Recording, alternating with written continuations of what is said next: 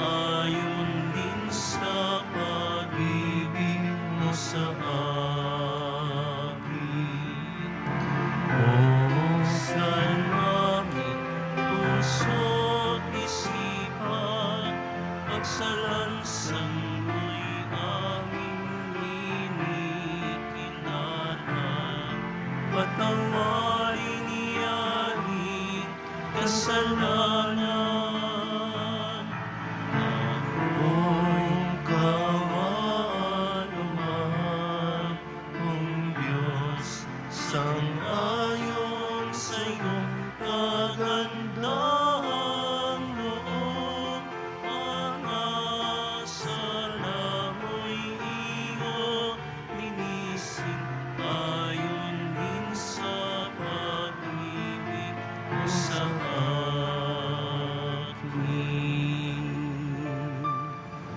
Sa ngalan ng Ama at ng Anak at ng Espiritu Santo, Amen. ang pagpapala at kapayapaan mula sa Diyos na Ama natin at sa Panginoong Hesukristo naway sumainyo.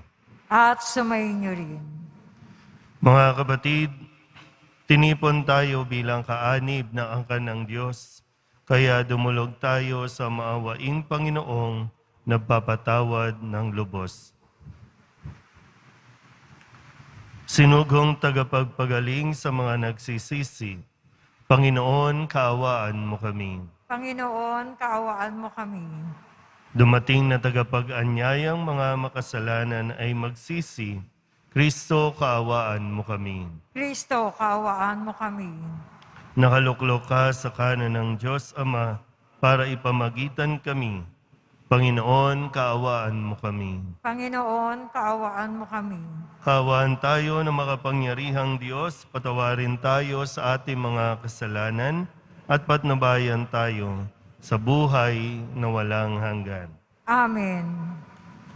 Manalangin tayo. Ama naming makapangyarihan, dumudulog kami sa iyong pagmamahal upang kaming nagsisipagbagong buhay at gumagawa ng kabutihan ay mamalaging wagas sa pagsunod sa iyong mga utos at ang pagkabuhay ng aming manunubos ay maipagdiwang naming mataos sa pamamagitan niya kasama ng Espiritu Santo magpasawalang hanggan. Amen. Magsiupo muna ang lahat.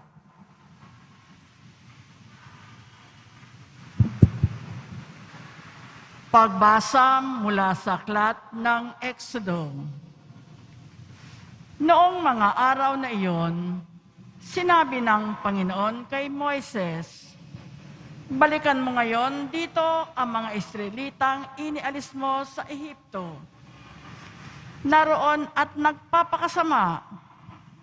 Tinaligdan nila agad ang mga utos ko. Gumawa sila ng guyang ginto. Yon ang sinasamba nila ngayon at hinahandugan. Ang sabi nila'y, yon ang Diyos na nag-alis sa kanila sa Ehipto. Kilala ko ang mga taong iyan at alam kong matigas ang kanilang ulo. Kung gusto mo, lilipulin ko sila at sayo ko pagmumulain ang isang malaking bansa." Nagsumamo si Moises sa Panginoon, "Huwag po, huwag ninyong lilipulin ang mga taong inialis ninyo sa Ehipto sa pamamagitan ng inyong kapangyarihan. Kapag nilipol ninyo sila, masasabi ng mga Ehipsyo na ang mga Israelitay inalis ninyo sa Ehipto upang lipulin sa kabundukan. Huwag na po kayong magalit sa kanila at huwag na ninyong ituloy ang inyong balak laban sa kanila. Alalahanin ninyo ang mga lingkod ninyong sina Abraham, Isaac at Jacob. Ipinangako ninyo sa kanila na ang lahi nila'y pararamihin tulad ng mga bituin sa langit at magiging kanila habang panahon ang lupaing ipinangako ninyo. Hindi nga itinuloy ng Panginoon ang balak na paglipol sa mga Israelita. Ang salita ng Diyos.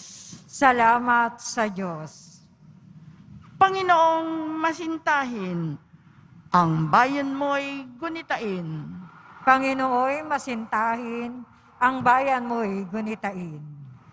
Sa may bundok ng Horeb, doon ay naghugis niyong gintong baka. Matapos mahugis, ang ginawa nila'y kanilang sinamba. Ang dakilang Diyos ay ipinagpalit sa Diyos na nilikha. Sa Diyos na baka na ang kinakain ay damong sariwa. Panginooy masintahin, ang bayan mo'y gunitain. Kanilang nilimot ang Panginoong Diyos, ang tagapagligtas, na yaong ginawa doon sa Ehipto'y kagila-gilalas. Sa lupaing iyon, ang ginawa niya ay tunay na himala. Sa dagat na tambo, yaong nasasaksihan ay kahanga-hanga. Panginooy masintahin, ang bayan mo'y gunitain. Ang pasya ng Diyos sa ginawa nila'y lipulin pagdaka. Agad na dumulog sa poon si Moises na magitan siya.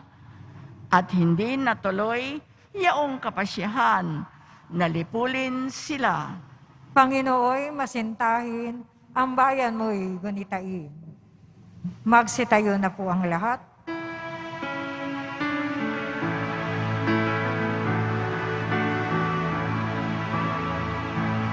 Nagpupuri kami sa'yo, Panginoong Jesucristo. Nagpupuri kami sa'yo, Panginoong Jesucristo. Pag-ibig sa sanlibutan ng Diyos ay ayon na lamang Kanyang anak ibinigay upang mabuhay kailanman ang nananalig na tunay. Nagpupuri kami sa'yo, Panginoong Jesucristo. Sumainyo ang Panginoon. At sumayo rin. Ang mabuting balita ng Panginoon ayon kay San Juan. Papuri sa iyo, Panginoon. Noong panahong iyon, sinabi ni Jesus sa mga Hudyo, "Kung ako lamang ang nagpapatotoo tungkol sa aking sarili, huwag ninyong tanggapin. Ngunit may ibang nagpapatotoo tungkol sa akin at totoo ang kanyang sinasabi. Nagpasugo kayo kay Juan at nagpatotoo siya tungkol sa katotohanan. Hindi sa kailangan ko ang patotoo ng tao. Sinasabi ko lamang ito para maligtas kayo. Si Juan ay parang maningas na ilaw na nagliliwanag noon at kayo'y sandaling nasiyahan sa kanyang liwanag. Ngunit may patotoo tungkol sa akin na higit sa patotoo ni Juan. Ang mga gawang ipinagagawa sa akin ng Ama at siya ko namang ginaganap. Iyan ang nagpapatotoo na ako'y sinugo niya. At ang Amang nagsugo sa akin ay nagpapatotoo rin tungkol sa akin. Kailanmay, hindi ninyo narinig ang kanyang tinig at nakita ang kanyang anyo. Walang pitak sa inyong puso ang kanyang salita, sapagkat hindi kayo nananalig sa akin na sinugo niya. Sinasaliksik ninyo ang mga kasulatan sa paniwalang doon ninyo matatagpuan ang buhay na walang hanggan. Ang mga ito ang nagpapatotoo tungkol sa akin, ngunit ayaw naman ninyong lumapit sa akin upang kayo'y magkaroon ng buhay. Hindi ako naghahangad ng parangal ng mga tao, ngunit kilala ko kayo. Alam kong wala kayong pag-ibig sa Diyos. Naparito ako sa ngalan ng aking Ama at ayaw ninyo akong tanggapin. Kung may ibang pumarito sa kanyang sariling pangalan, siya'y inyong tatanggapin. Ang hinahangad ninyo'y ang parangal ng isa't isa at hindi ang parangal na nanggagaling sa iisang Diyos. Paano kayong makapaniniwala? Huwag ninyong isiping ako ang magsasakdal sa Ama laban sa inyo. Si Moises na inaasahan ninyo ang siyang maghaharap ng sakdal laban sa inyo.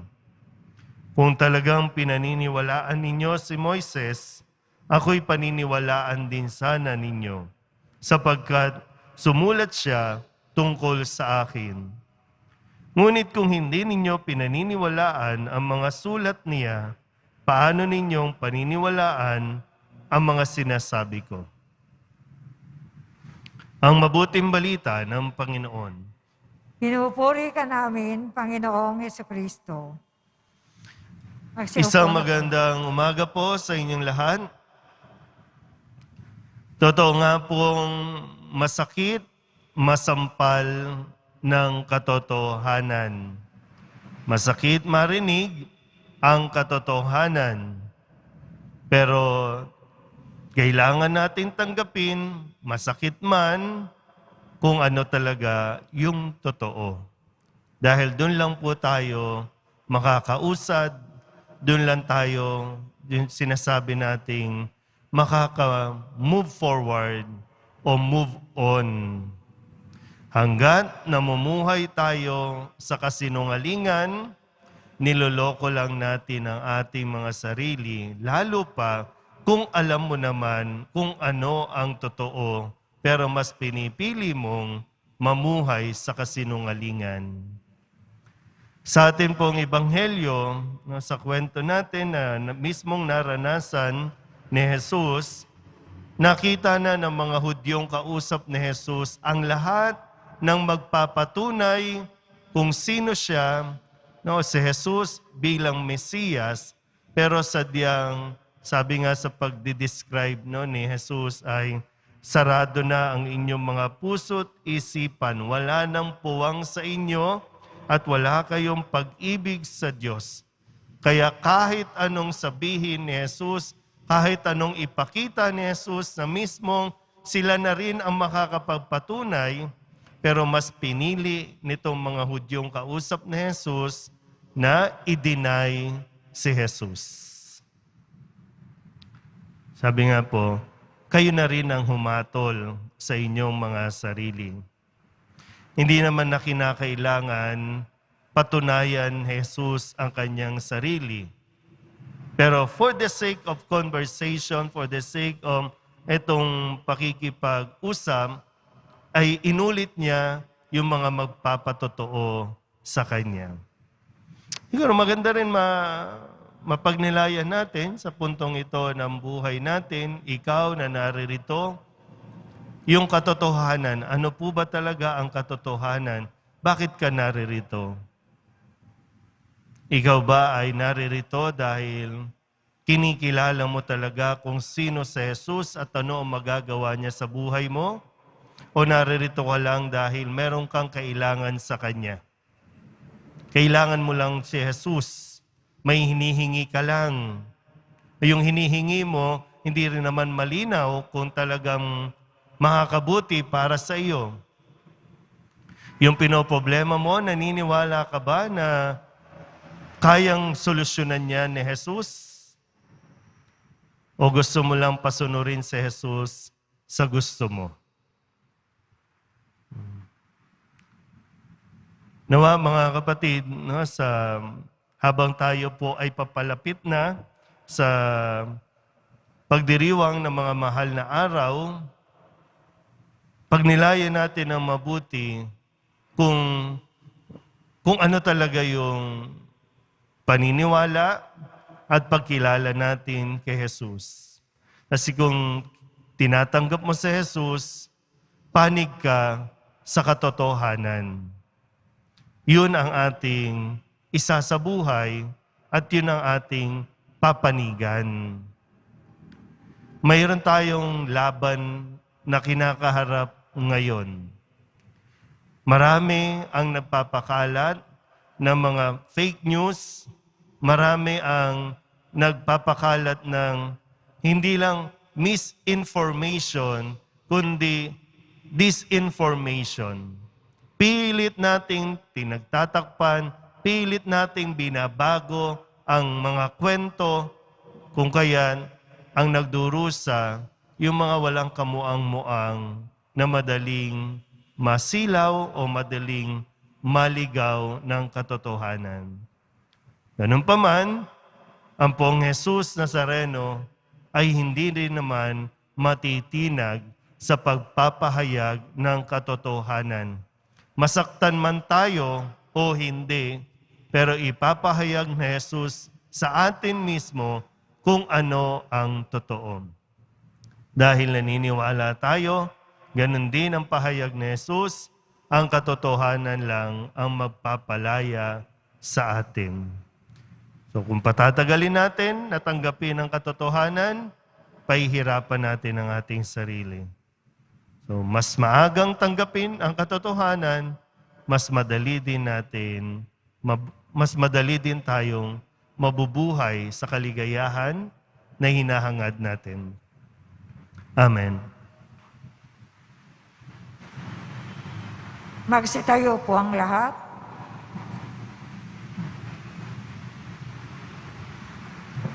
Madalas ay lumilihis tayo sa daan ng Panginoon. Humingi tayo sa Kanya ng lakas upang makapamuhay tayo ng may pananampalataya. Ang ating pong itutugon, Ama, lunasan mo ang aming kawalan ng pananampalataya. Ama, lunasan mo ang aming kawalan ng pananampalataya. Ang mga Kristiyano sa lahat ng dako naway manalangin ng higit na mataimtim sa panahong ito ng Kwaresma. Manalangin tayo. Ama, lunasan mo ang aming kawalan ng pananampalataya. Ang mga walang pananampalataya naway makinig sa salita ng Diyos upang sila ay maligtas. Manalangin tayo. Ama, lunasan mo ang aming kawalan ng pananampalataya. Ang mga kasalukuyang kaguluhan sa simbahan, naway malutas sa paglago ng pananampalataya. Manalangin tayo. Ama, lunasan mo ang aming kawalan ng pananampalataya. Ang mga mahihirap, may sakit, at mga may kapansanan naway madama ang presensya ng Diyos sa kanilang buhay, sa pagtataguyod ng kanilang pamilya at kaibigan. Manalangin tayo. Ama, lunasan mo ang aming kawalan ng pananampalataya. Idulog din natin sa ating mga panalangin ang kaligtasan at kapayapaan sa bansang Ukraine, ganun din sa Russia.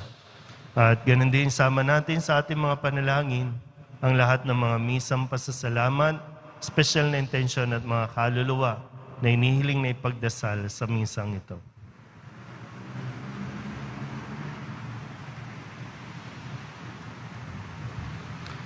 Ang lahat ng ito inihiling namin sa ngalan ni Kristong aming Panginoon.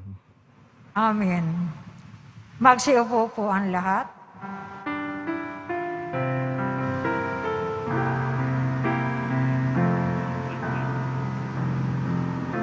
Sa'yo, Ama, aming handog, ang tinapay at alak na ito, handog ng iyong bayang sumasamot, humihingi ng patawad mo.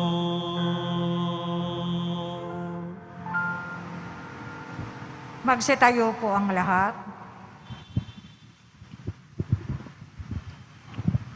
Manalangin kayo mga kapatid upang paghahain natin ang kalugdan ng Diyos sa mga makapangyarihan.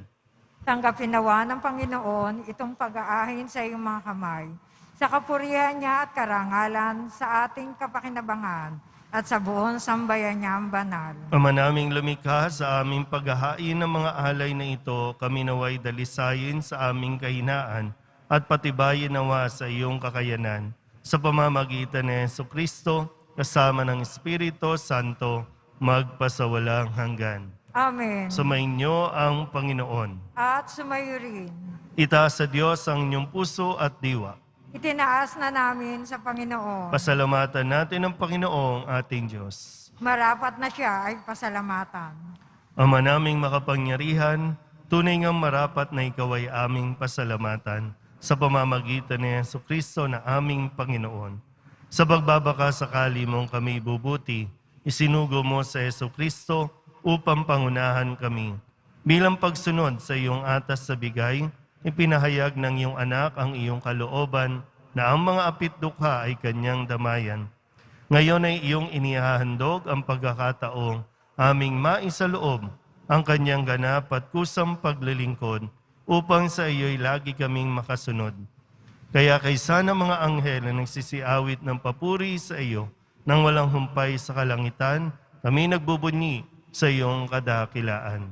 Santo, Santo, Santo, Panginoon Diyos ng mga hukbo, napupuno ang langit at lupa ng kadakilaan mo. O sana sa kaitaasan, pinagpala ang naparirito sa ngalan ng Panginoon. O sana sa kaitaasan, magsiluhod po ang lahat.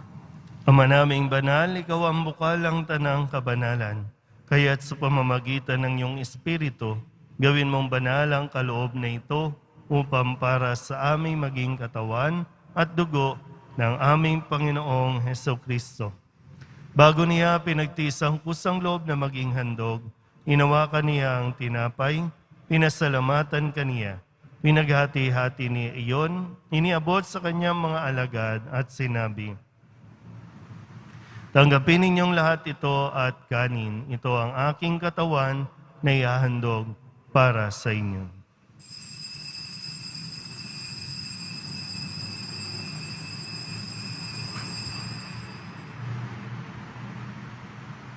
Gayun din naman, ang matapos ang hapunan, hinawakan niya ang kalis, muli kaniyang pinasalamatan. Iniabot niya ang kalis sa kanyang mga alagad at sinabi, "Tanggapin ninyong lahat ito at inumin. Ito ang kalis ng aking dugo, ng bago at walang hanggan tipan. Ang aking dugo na ibubuhos para sa inyo at para sa lahat sa ikapagpapatawad ng mga kasalanan. Gawin ninyo ito sa pag-alaala sa akin."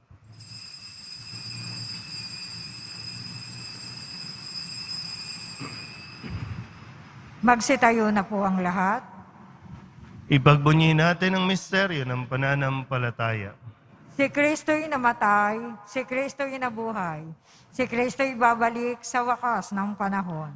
Ama, ginagawa namin ngayon ang pag-alaala sa pagkamatay at muling pagkabuhay ng iyong anak, kaya tiniaalay namin sa iyo ang tinapay na nagbibigay buhay at ang kalis na nagkakaloob ng kaligtasan. Kami nagpapasalamat dahil kami iyong minarapat na tumayo sa harap mo para maglingkod sa iyo. Isinasamo namin kami magsasalo-salo sa katawan at dugo ni Kristo ay mabuklod sa pagkakaisa sa pamamagitan ng Espiritu Santo. Ama, lingapin mo ang iyong simbahang laganap sa buong daigdig. Puspusin mo kami sa pag-ibig kaysa ni Francisco na aming Papa at ni Jose na aming Obispo at ng Tanang Kaparian. Alalahanin mo rin ang mga kapatid naming nahimlay na may pag-asang sila'y muling mabubuhay, gayon din ang lahat ng mga pumanaw. Kawaan mo sila at patuloyin sa iyong kaliwanagan. Kawaan mo at pagindapating kaming lahat na makasalo sa iyong buhay na walang wakas. Kaysa ng mahal na Birhen Maria na Ina ng Diyos, ng kabiyak ng puso niyang San Jose, kaysa ng mga apostol at ng lahat ng mga banal na namuhay dito sa daigdig ng kalugod-lugod sa iyo, May pagdiwang nawa namin ang papupuri sa ikararangal mo sa pamamagitan ng iyong anak na aming Panginoong Heso Kristo. Sa pamamagitan ng Kristo, kasama niya at sa Kanya, ang lahat ng parangal at papuri ay sa iyo, Diyos amang makapangyarihan, kasama ng Espiritu Santo, magpasawalang hanggan.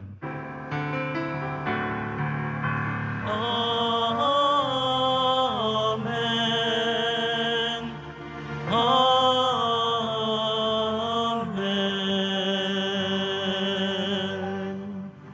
Buong kababaang loob tayong tumawag sa ating Panginoon ng Ama namin. Ama namin, Sumasalangit ka, sambahin ang ngalan mo. Mapasa amin ang kaharian mo. Sundin ang loob mo dito sa lupa para ng sa langit. Bigyan mo kami ngayon ng aming kakanin sa araw-araw at patawarin mo kami sa aming mga sala para na ang pagpapatawad namin sa nagkakasala sa amin. Huwag mo kaming ipahintulot sa tukso at iadya mo kami sa lahat ng masama. hinihiling namin kami iadya sa lahat ng masama, pagkalooban ng kapayapaan araw-araw, iligtas sa kasalanan at ilayo sa lahat ng kapahamakan, samantalang aming pinananabikan ang dakilang araw ng pagpapahayag ng tagapagligtas naming si Heso Kristo. Sapagkat iyo ang kaharian, ang kapangyarihan at ang kapurihan magpakailanman. Amen. Panginoong Heso Kristo, sinabi mo sa iyong mga apostol, kapayapaan ang iniiwan ko sa inyo, ang aking kapayapaan ang binibigay ko sa inyo. Tunghayan mo ang aming pananampalataya at huwag ang aming pagkakasala. Pagkalooban mo kami ng kapayapaan at pagkakaisa ayon sa iyong kalooban, kasama ng Espiritu Santo, magpasawalang hanggan. Amen. Ang kapayapaan ng Panginoon ay laging sumainyo. At sumayo rin. Magbigayan po tayo ng kapayapaan sa isa't isa. Kordero ng Diyos na nag-aalis ng mga kasalanan ng sanlibutan, maawa ka sa amin. Kordero ng Diyos na nag-aalis ng mga kasalanan ng sanlibutan, maawa ka sa amin. Kordero ng Diyos na nag-aalis ng mga kasalanan ng sanlibutan, ipagkaloob mo sa amin ang kapayapaan. Magsiluhod po ang lahat.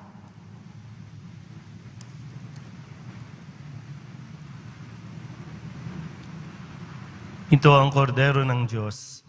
Ito ang nag-aalis ang kasalanan ng sanlibutan. Mapalad ang mga inaanyayahan sa kanyang piging. Panginoon, hindi ako karapat-dapat na magpatuloy sa iyo. Ngunit sa isang salita mo lamang ay gagaling na ako.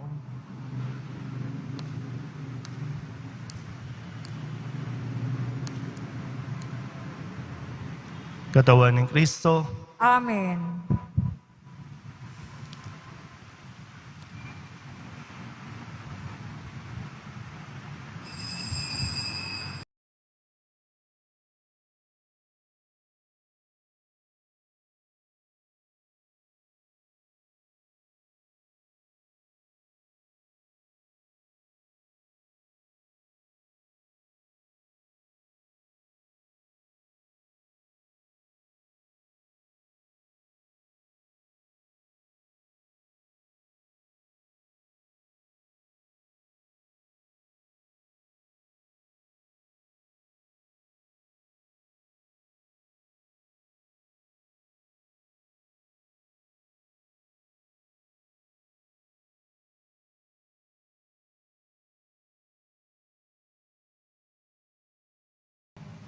Magsitayo na po tayo.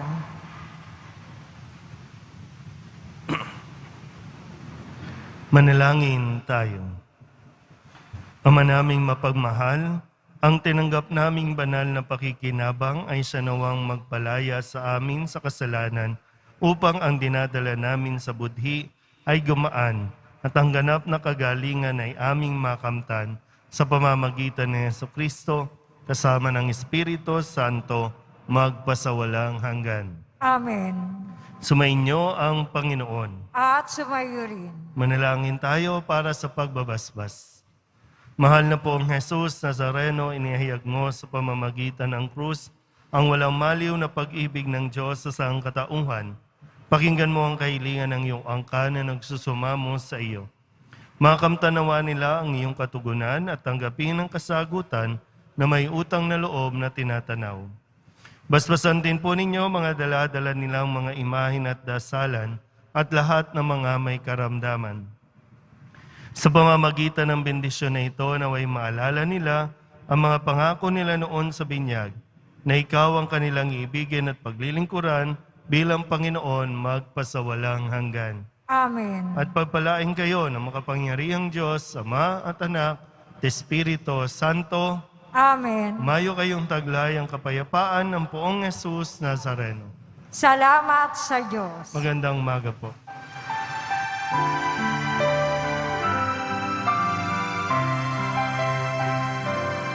Nuestro Padre Jesus Nazareno, sinasamba ka namin.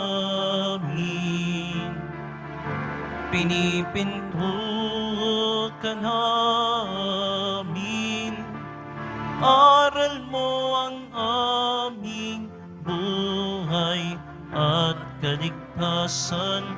Nuestro Padre Jesus Nazareno, iligtas mo kami sa kasalanan. Ang krus mong kinamatayan ay sagisag ng aming kaligtasan. Nuestro Padre Jesus Nazareno, dinarangan ka namin. Nuestro Padre Jesus Nazareno, nilulwalhati ka namin. Nuestro Padre Jesus Nazareno, dinarangan ka namin. Nuestro Padre Jesus Nazareno, nilulwalhati ka namin.